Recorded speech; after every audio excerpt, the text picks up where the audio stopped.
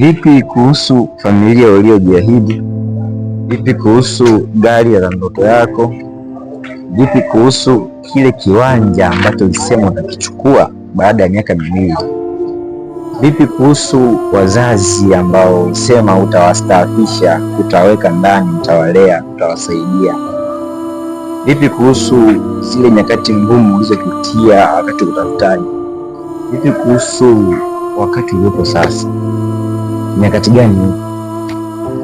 Pitia nyakati zote, lakini jitahidi kadri uwezavyo usifike nyakati ya kukata tamaa na kukubali, kwa sababu ndio nyakati itakuwa mwisho yale yote ambayo umejipangilia, yaani magari, nyumba, viwanja ambavyo tumevitamani kwa miaka mingi havitatokea mazima.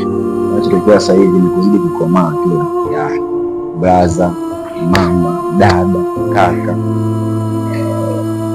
Ambacho sasa hivi unatakiwa kukifanya pekee ni kuendelea. Hakuna njia nyingine. Haijalishi ni nguvu ndogo kiasi gani kila siku naifanya, lakini kuendelea, consistency katika kile unachokifanya ndio key, na utafika tu mwisho. Wala usiofu, itachukua muda lakini itatokea. Ciao.